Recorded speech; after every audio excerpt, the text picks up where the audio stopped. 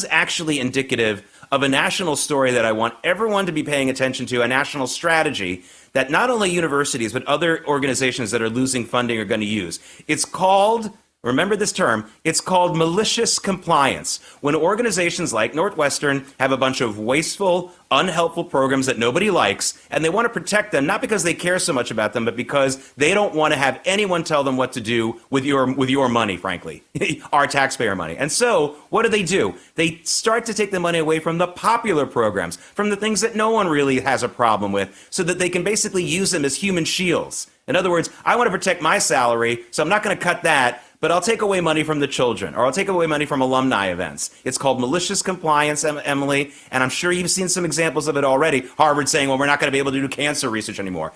Emily, I'm calling BS on that. It's malicious compliance. Absolutely calling BS, Jake. I will say it makes me think of comedian John Mulaney. He has a segment about this where he gets emails from his college asking him for money, and he goes, wait a second.